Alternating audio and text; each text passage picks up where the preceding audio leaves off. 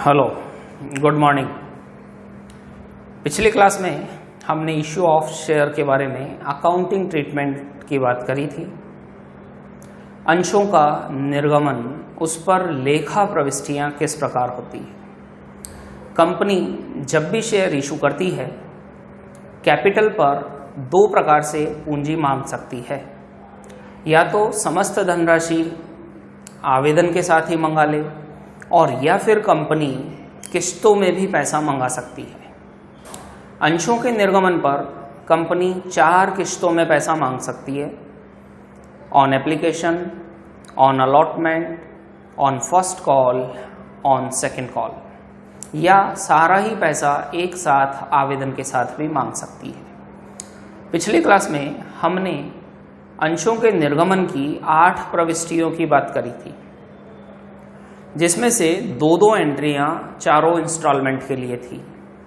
2 entry थी application के लिए, 2 अलॉटमेंट के लिए, 2 फर्स्ट कॉल के लिए, 2 सेकंड कॉल के लिए। आज हम उसके आगे बात करेंगे। आज हम बात करेंगे calls in arrear.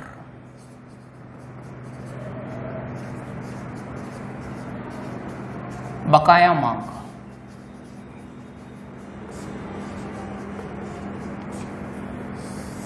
Calls in arrear. सबसे पहले इसका मतलब, कंपनी द्वारा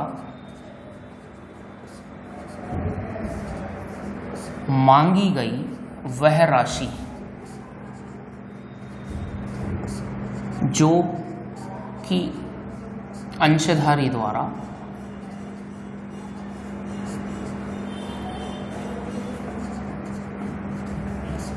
नहीं चुकाई गई हो, अंशधारी द्वारा भुगतान नहीं की गई हो।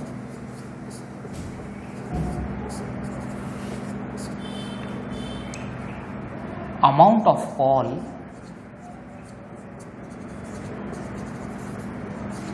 which is not paid by shareholder। ये कॉल्स इन एरियर का मतलब है, कंपनी ने पैसा मांगा, कॉल की, लेकिन शेयर होल्डर ने अभी तक पेमेंट नहीं किया, भुगतान नहीं किया। कल एक सिंपल सा एग्जांपल अपन ने लिया था। कंपनी ने 10,000 इक्विटी शेयर इशू करे at the rate of 10 each, और पैसा मांगा गया 2,323। 2 रुपये एप्लीकेशन पर, 3 रुपये अलॉटमेंट पर, 2 रुपये फर्स्ट कॉल पर और 3 रुपये सेकंड कॉल पर। मान लो मिस्टर एक्स, उसके पास 1,000 शेयर है और उसने 1,000 शेयर पर अलॉटमेंट का पैसा नहीं दिया। किसका पेमेंट नहीं दिया? अलॉटमेंट का। तो बताओ एक्स ने 1000 शेयर्स पर कितना पेमेंट नहीं किया? कैलकुलेट करें। 1,000 शेयर पर 3 रुपये के हिसाब से इसने अलॉटमेंट का पैसा 3,000 रुपये नहीं दिया, क्योंकि वो यहाँ नहीं था, वो स्विट्जरलैंड घूमने गया हुआ था। कंपनी ने पैसा तो मांगा कि आप अलॉटमेंट का पैसा डिपॉजिट करें, बट वो यहाँ था नहीं, तो उसने पेमेंट किया नहीं। तो कितना पेमेंट करना अभी बाकी है? 3,000 रुपये। इसी 3,000 रुपये को हम जानेंगे कॉल्स इन एरियर के नाम से, बकाया मांग। अभी ये इसके डेफिनेशन आप समझ पाएंगे। कंपनी द्वारा मांगी गई वह राशि, कंपनी ने पैसा मांगा जो कि अंशधारी द्वारा भुगतान नहीं की गई हो, परंतु अंशधारी ने अभी तक इसका भुगतान नहीं किया। कंपनी ने पैसा मांगा परंतु अभी तक भुगतान नहीं हुआ। अमाउंट ऑफ कॉल, कंपनी ने कॉल किया, which is not paid by share holder, अभी तक शेयर होल्डर्स ने इसका पेमेंट नहीं किया। कंपनी ने कॉल तो किया बट अभी तक उसका पेमेंट नहीं हुआ। ये कॉल्स इन एरियर की परिभाषा है। कंपनी द्वारा मांगी गई वह राशि जो कि अंशधारी ने समय पर भुगतान नहीं की हो। इसी के बारे में दूसरा फैक्ट है, कॉल्स इन एरियर के लिए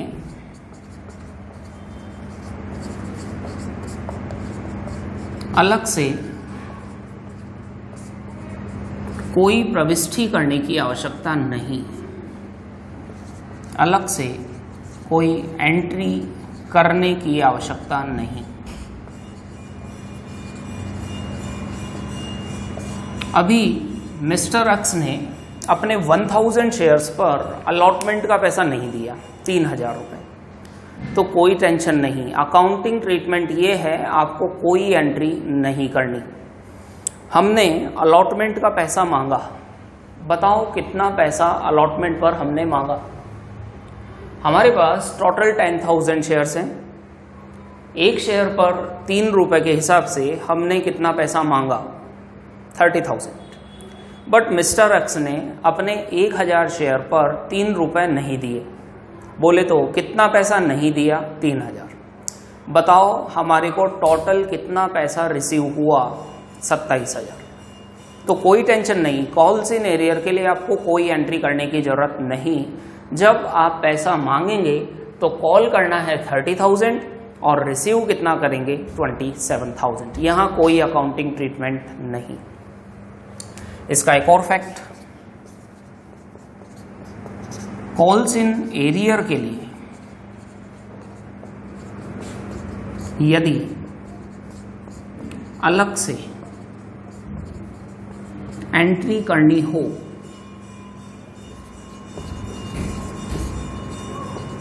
तो निम्न प्रविष्टि की जा सकती है।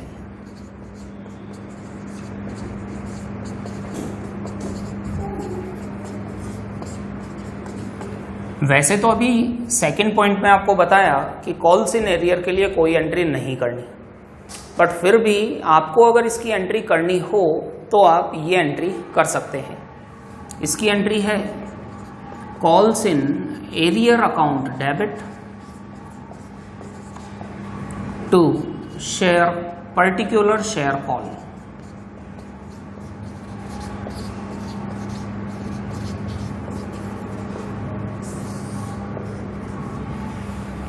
कॉल्स इन एरियर अकाउंट को डेबिट करें and to particular share call. Particular share call का मतलब है जिस पर भी पैसा बाकी है। अगर अलॉटमेंट का पैसा बाकी है तो आपको लिखना है टू शेयर अलॉटमेंट। अगर फर्स्ट कॉल का पैसा बाकी है तो लिखना है टू शेयर फर्स्ट कॉल। अगर सेकंड कॉल का पैसा बाकी है तो लिखना है टू शेयर सेकंड कॉल। तो अभी तक हमने ये 3 फैक्ट कॉल्स इन एरियर के बारे में देखे। पहले पॉइंट में इसका मतलब है कंपनी ने पैसा मांगा लेकिन शेयर होल्डर ने पेमेंट नहीं किया। दूसरा, कॉल्स इन एरियर के लिए कोई एंट्री करने की आवश्यकता नहीं, बट क्वेश्चन ही ऐसा है कि कॉल्स इन एरियर की ही एंट्री करो, तो आप एंट्री कर सकते हैं ये calls in arrear account debit to particular share call. आप एक बार इसका स्क्रीनशॉट ले लें ताकि फिर नेक्स्ट पॉइंट में अपन वापस बात करेंगे।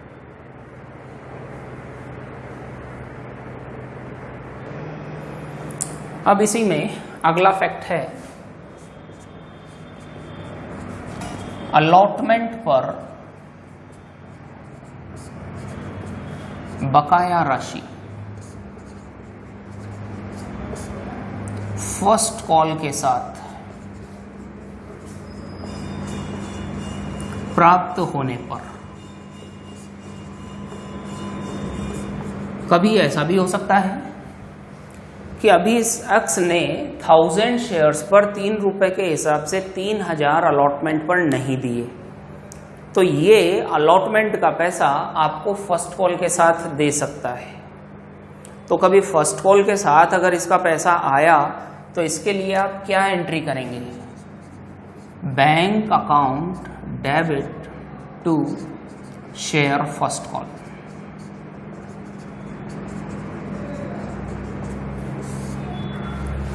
हम जानते हैं एप्लीकेशन का पैसा मिला था, प्राप्त हुआ था, रिसीव हुआ था, तो हमने क्या एंट्री करी थी, bank to share application. Allotment का रिसीव हुआ तो bank to allotment, first call का रिसीव हुआ तो बैंक टू फर्स्ट कॉल। अभी अलॉटमेंट का पैसा फर्स्ट कॉल के साथ आ रहा है तो आपको क्या लिखना पड़ेगा, bank account debit to share allotment account. और ये एंट्री आपको कब करनी है, फर्स्ट कॉल बैंक एंट्री के साथ। जब आपको फर्स्ट कॉल का पैसा मिलेगा, रिसीव होगा, उसके साथ आपको ये एंट्री करनी है। ऐसा हो सकता है एक्स अलॉटमेंट के टाइम यहाँ नहीं था, उसने पैसा नहीं दिया, अलॉटमेंट का पैसा फर्स्ट कॉल के साथ दिया। तो जब फर्स्ट कॉल की हम एंट्री करेंगे बैंक टू फर्स्ट कॉल, तो उसी के साथ आपको 2 शेयर अलॉटमेंट और लिखना पड़ेगा, क्योंकि कुछ पैसा फर्स्ट कॉल का भी आएगा और कुछ अमाउंट अलॉटमेंट का भी आएगा। नेक्स्ट, कॉल्स इन एरियर की अमाउंट बैलेंस शीट में कॉल्ड अप कैपिटल से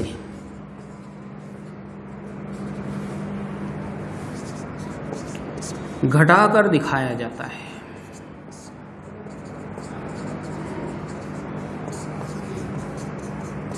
कॉल्स इन एरियर को बैलेंस शीट में कहाँ दिखाते हैं?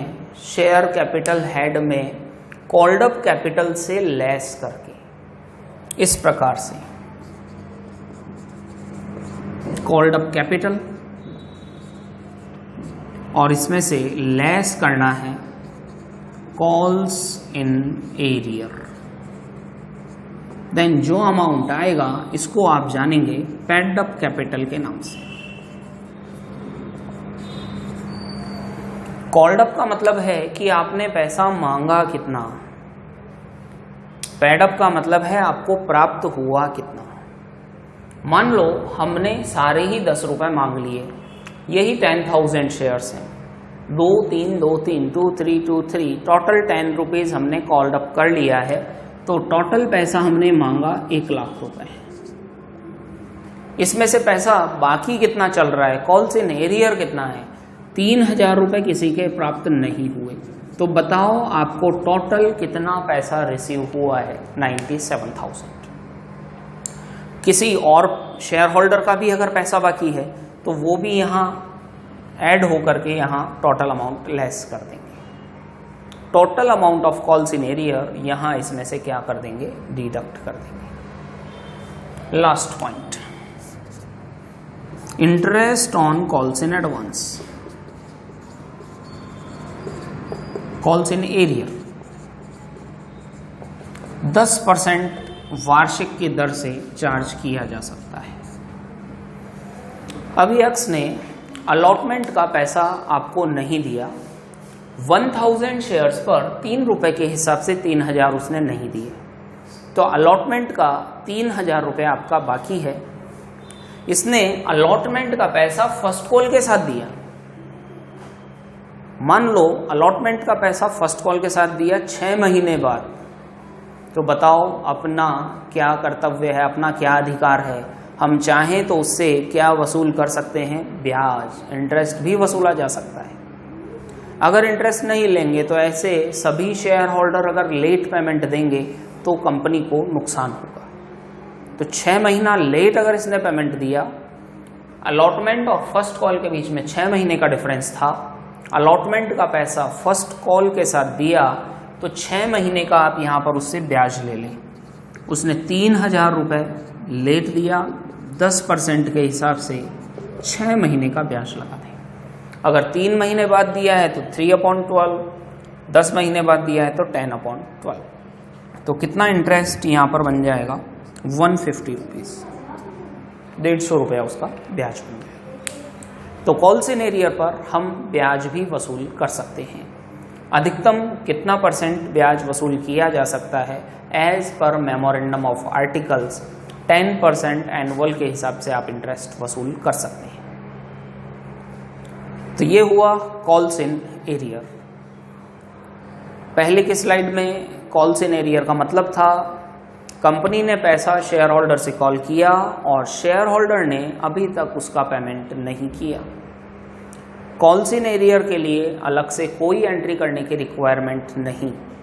अगर अलग से एंट्री करनी हो तो calls in arrear account debit to particular share call आप एंट्री कर सकते हैं। देन यहाँ 4th पॉइंट आया था, अलॉटमेंट पे जो पैसा बाकी है उसकी राशि फर्स्ट कॉल के साथ प्राप्त हो तो फर्स्ट कॉल के टाइम आप एंट्री कर दें bank account debit to share allotment. Then calls in arrear को बैलेंस शीट में कहाँ दिखाया जाता है? तो इसका जवाब है कॉल्ड अप कैपिटल में से घटा करके। कॉल्स इन एरियर पर कितना प्रतिशत वार्षिक की दर से ब्याज लिया जा सकता है? 10% annual interest can be charged on amount of calls in arrear. तो ये कॉल्स इन एरियर का बेसिक इंट्रोडक्शन, बेसिक फैक्ट्स, आप इसका भी स्क्रीनशॉट ले लें ताकि ये कॉल्स इन एरियर का नोट्स कंप्लीट हो जाए।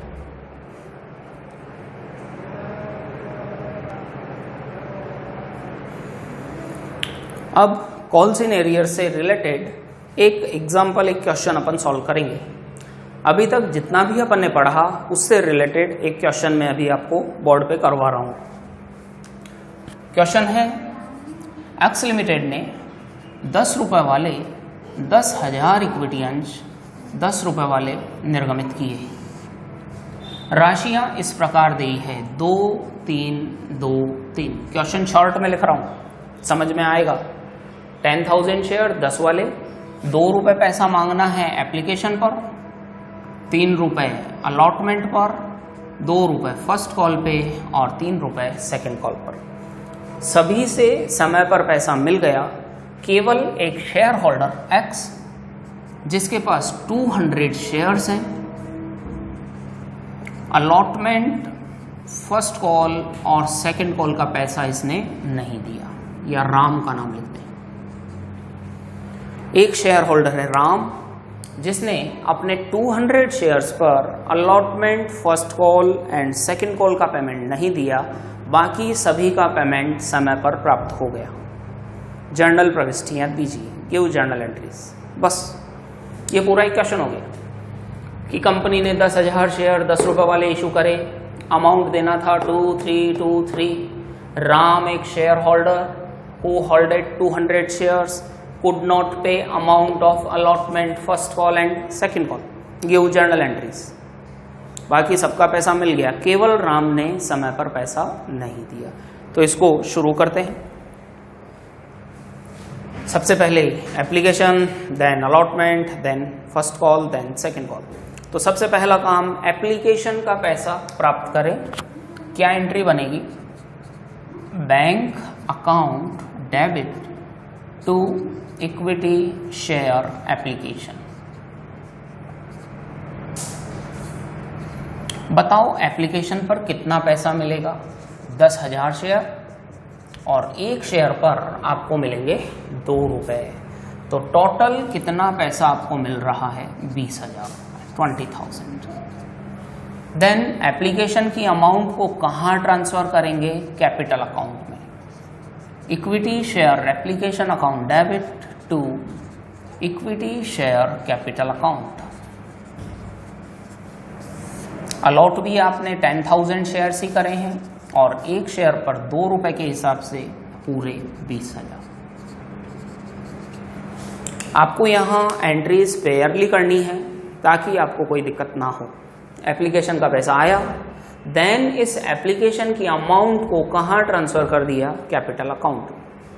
अब आगे का सीक्वेंस फिक्स है, एक बार पैसा कॉल करना है और फिर पैसा रिसीव करना है। अब अलॉटमेंट का पैसा मांगे। अलॉटमेंट का पैसा मांगने पर equity share allotment account debit to equity share capital. Then allotment का पैसा प्राप्त होगा तो bank account debit to equity share allotment account. बताओ अलॉटमेंट पर कितना पैसा मांगना है? 3 रुपये। और शेयर्स कितने हैं? 10,000। तो पैसा कॉल कितना करेंगे? 30,000। बट एक बात बताओ, क्या आपको पूरे 30,000 रुपीज रिसीव होगा क्या? नहीं। बैंक में अलॉटमेंट के टाइम आपको 30,000 रिसीव नहीं होगा। एक अपवाद है, एक एक्सेप्शन है, मिस्टर राम। इसके पास कितने शेयर्स हैं? 200। इसने अलॉटमेंट का पैसा नहीं दिया। तो बताओ इसने 200 शेयर्स पर कितना पैसा नहीं दिया। एक शेयर पे 3 रुपए देना था, तो 200 शेयर्स पर कितना पैसा इसने नहीं दिया? 600। तो बताएं बैंक में आपको रियल में कितना पैसा मिला? 29,400 रुपये। ये अलॉटमेंट की एंट्री कंप्लीट है। बस यही सीक्वेंस फर्स्ट कॉल और सेकंड कॉल के लिए भी चलेगा। अभी फर्स्ट कॉल का पैसा मांगे, equity share first call account debit to equity share capital. अभी फर्स्ट कॉल का पैसा रिसीव करो, bank account debit to equity share first call. बताएं फर्स्ट कॉल पे कितना पैसा मांगना है? फर्स्ट कॉल पे आपने 2 रुपए कॉल करने हैं। 10,000 शेयर्स पर 2 रुपए के हिसाब से कितने रुपए आप कॉल करेंगे? 20,000 रुपीज। देन फर्स्ट कॉल पर आपको कितना पैसा रिसीव होगा बैंक में? क्या पूरे 20,000 रुपए आपको फर्स्ट कॉल के प्राप्त होंगे क्या? नहीं। एक अपवाद है, कौन? मिस्टर राम। इसने फर्स्ट कॉल पर भी पैसा नहीं दिया है।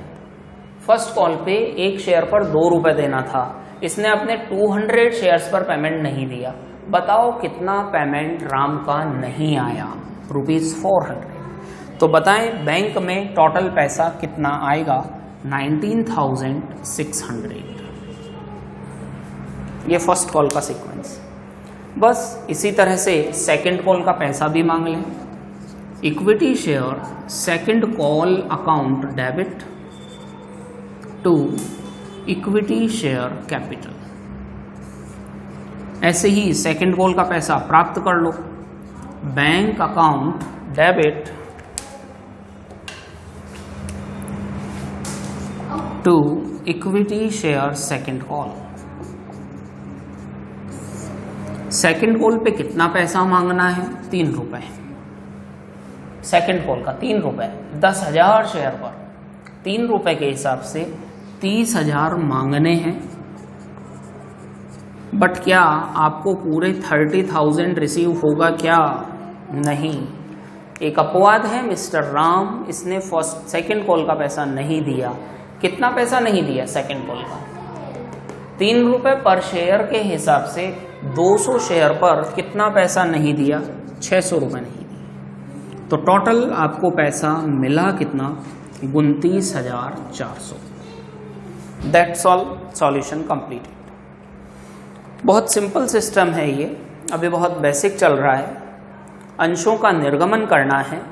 2 एंट्री एप्लीकेशन की, 2 allotment, 2 first call, 2 second call. Allotment का पैसा मांगना है, प्राप्त करना है। फर्स्ट कॉल का पैसा मांगना है, प्राप्त करना है। प्राप्त होगा तो बैंक अकाउंट डेबिट होगा। सेकंड कॉल का मांगना है और प्राप्त करना है। तो ये ऊपर क्वेश्चन है, देन ये इसका सॉल्यूशन हो गया है। आप इसका एक स्क्रीनशॉट ले लें और इसको फिर कॉपी में भी आप नोट कर लेंगे।